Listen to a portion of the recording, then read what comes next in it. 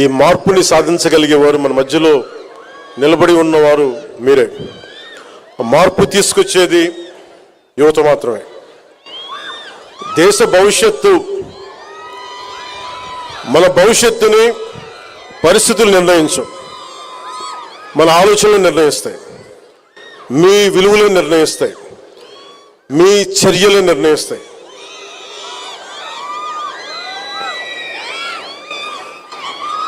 మీ విజ్ఞానం,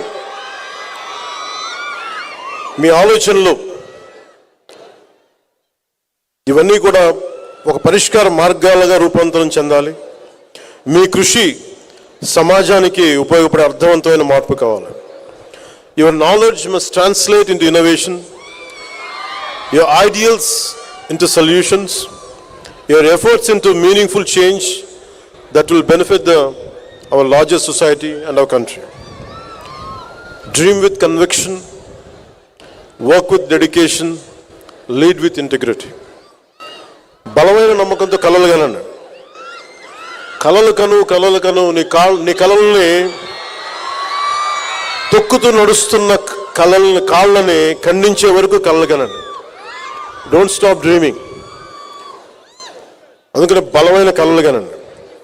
నిరంతర కృషితోటి మీరు ముందుకు సాగండి. నిబద్ధతతోటి మీరు నాయకత్వం వహించండి. ఈ ఒక్క 4 మాటలు చెప్పి నేను ముగిస్తాను. ఇది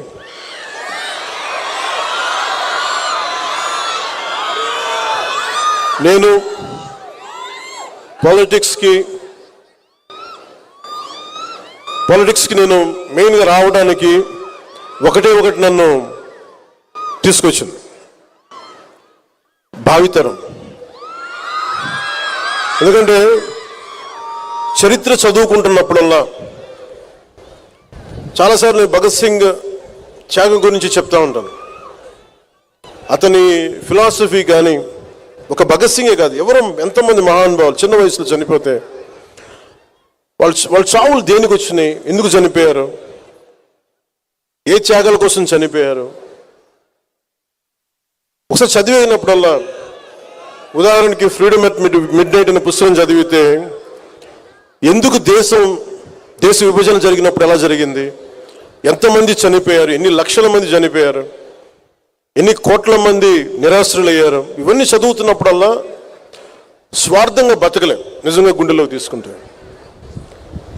చదివిన చదువు వృధా కాదు. ఇప్పుడు నేను యూనివర్సిటీలకి వెళ్ళలేదు, కానీ యూనివర్సిటీలకి వెళ్ళిన పిహెచ్డి విద్యార్థులా చదువుతాను నేను కూడా ఇప్పుడు రోజు. అంటే నేను ఏం నమ్ముతానంటే పాపులారిటీ ఉండొచ్చు, కానీ పుస్తకాలని చదివి ఆ జ్ఞానాన్ని అనుభవ రూపంలో తీసుకొచ్చి అది ఒక విజ్డమ్గా మారకపోతే మటుకు మనకి లోతుపాతులు అర్థం కావు. నాకు మంచిగా జరిగింది అనుకుంటా, నేను రెగ్యులర్ కన్వెన్షనల్ ఎడ్యుకేషన్ లేకపోవడం వల్ల నాకు భయాలు లేవు. నేను అందుకనే చాలా బాధ్యతగా నేను ఒకటే అనుకున్నా, నా ఆఖరి శ్వాస వరకు భావితరాల కోసం నేను పనిచేయాలి. ఒక సినిమా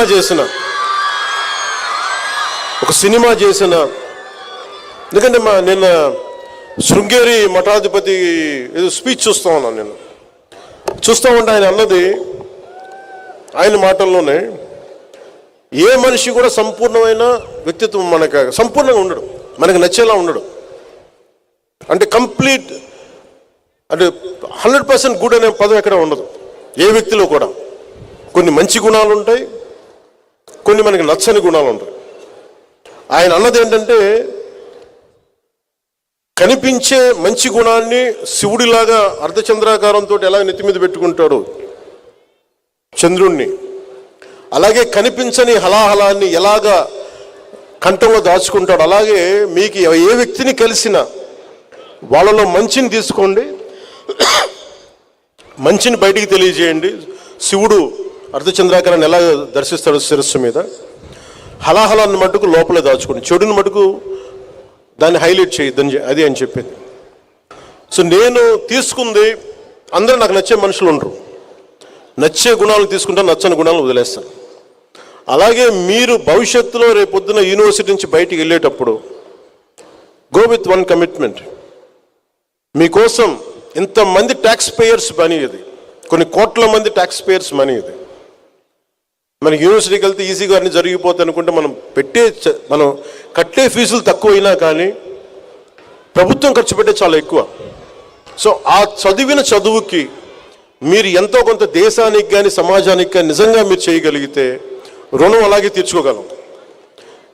నాకు ఇంత అభిమానం ఇస్తే సినిమాల్లో నేను రుణం ఎలా తీర్చుకోగలిగానంటే, సమాజం భయంతో కూరుకుపోయి పిరికితనంతో అందరూ ముడుచుకుపోతే నేను వచ్చి నిలబడి ఇదే వైజాగ్లో దగ్గర నుంచి అన్ని రకాలు ఎందుకు నిలబడ్డానంటే, ఇది నా నేల, నా దేశం. నేను ఒకటే అనుకున్నా, నా చెల్లెళ్ళు భవిష్యత్తు ఇది, నా బిడ్డల భవిష్యత్తు ఇది అనుకున్నా, నా తమ్ముళ్ళ భవిష్యత్తు అనుకున్నా. ఓకే, నన్ను తిడతారు, ఇంకోటి చేస్తారు, కానీ గెలుస్తామో లేదో తెలీదు, ఓడిపోవచ్చు, ఓటమికే సిద్ధపడి నేను రాజకీయాల్లోకి వచ్చాను. అప్పుడే బలంగా పోటీ చేయగలను. మీరు అందరూ కూడా పొలిటికల్గా you have to have a say. రేపొద్దున పవన్ కళ్యాణ్ అనే వ్యక్తి సరిగ్గా లేకపోతే తీసి అలా పక్కన పడేయండి, హాట్ పొటాటో లాగా. అంటే మీకు ఎందుకు చెప్తున్నానంటే, మీ భవిష్యత్తు ఎవరు నచ్చలేకపోయినా you have to have a say in day to day political affairs. అది మీరు రాజకీయాల్లోకి రావక్కర్లేదు, కానీ you have to have a సే.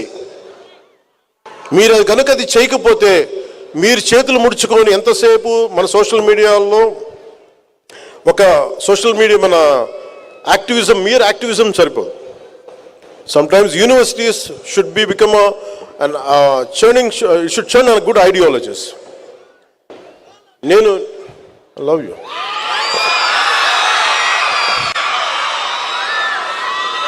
అంటే అలాగే మీరు ఐడియాలజీస్ని ఎంబ్రేస్ చేసుకునేటప్పుడు మీకు నచ్చిన వ్యక్తి నాలాంటోడు చెప్పినా కానీ, లేదా ఒక కార్ల్ మార్క్స్ చెప్పినా కానీ, ఏ గొప్ప ఐడియాలజీ మీరు చెప్పినా కానీ, you put it to test. మీ జీవితంలో మీరున్న ఈ పర్టికులర్ టైంకి is it applicable or not. బ్లైండ్గా, గుడ్డిగా ఏ ఐడియాలజీని నమ్మకండి. చెప్పేసి వెళ్ళిపోతారు వీళ్ళు. నేను ఎందుకు ఈ బాధ మీకే చెప్తున్నానంటే, 70ల్లో ఒక పర్టికులర్ ఐడియాలజీ పట్టుకొని, నేను 90స్లో ఒక పర్టికులర్ ఐడియాలజీ పట్టుకుని 80స్లో ఒక బ్యాలెన్స్ లేని ఐడియాలజీస్ని పెట్టుకుంటే ఏం జరుగుద్ది అంటే, ఎంతమంది ఆ మాటలు విని అడవుల్లోకి వెళ్ళి చచ్చిపోయారో నాకు నిజంగా బాధ కలిగింది. They have embraced one idea.